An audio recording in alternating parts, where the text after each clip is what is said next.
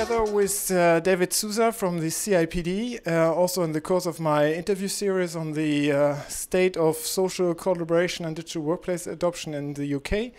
But David, please introduce yourself first. My name's David D'Souza. I'm head of London for the Chartered Institute of Personnel and Development, the professional body for HR and people development.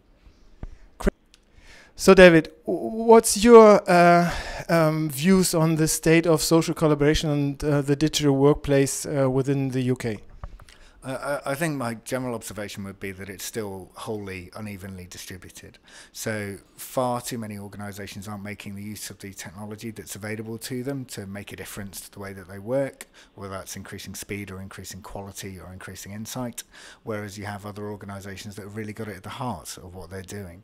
And I think the challenge for the UK economy as a whole is to make sure that the technology that we can utilise, we are utilising in a smart, digitally savvy way. So making use of it at the heart, what does it mean for you? I think it's about businesses understanding where there are benefits to collaboration, that using tools and technology to enable that to happen in a frictionless way is the right and proper way to make that happen in a forward-thinking economy. So I think the challenge for businesses is that you don't want to cover people in data, have people swamped by everyone else's work in the organisation, but what you do want to be able to do is identify the projects and the key work that require knowledge that's distributed and be able to bring that together with ideas and insights. 2 years ago, when I made this first interview series, a lot of answers were in regards to the government project of going digital that drives those projects. What are your drivers for the moment for those projects? I think the challenge with kind of any government scheme is that the level of investment doesn't often match the kind of quality of improvement in infrastructure. There's still quite a lot of private organisations that are making investment in digital education for people, which is a really beneficial thing to see. But we still have unevenly spread infrastructure in the UK, be that kind of broadband access or be that kind of just access to technology, and that needs to be resolved. In the longer term, that's a socio-economic problem. So if you have people who are more digitally and kind of technologically savvy coming from certain social economic groups, what you then reduce is kind of social mobility. So I think if we want the best people to rise to the top in the UK, we need to continue investing in the way that we have been, but make sure that we do that in a smart way against quite a difficult economic backdrop. Well, the CIPD is very much also about the HR focus. And the HR people always bringing in this in the regards to the project, always also the point of the digital enablement of the people. What is your perception of this point in regards to the projects? Are they already having a good focus on the digital enablement, so people are understanding how to make use of it and getting what is in for them from the project? I think as a profession there's still some way to go. So I think in terms of the way that we work with internal communications and project teams, there's definitely some bridges to be built there.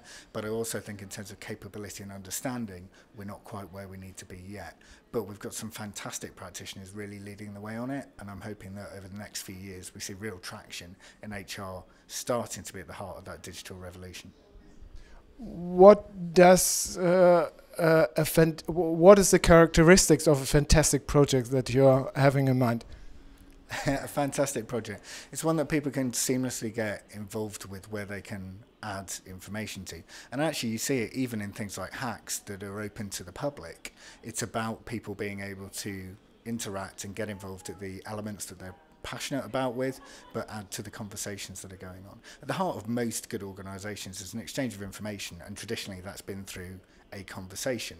It then became through email, which as we know isn't the world's most elegant format, and now what we're seeing is tools like Slack that allow people to communicate and collaborate in a much less artificial way.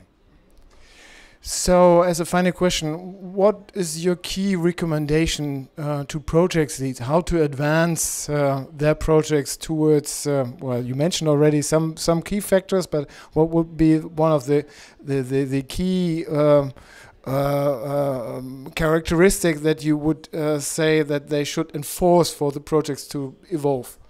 I think it's working really well in the planning stages on communication plans and actually what technology are people comfortable using. So we've all seen organisations bring in technology that doesn't have a great user interface or is alien to people.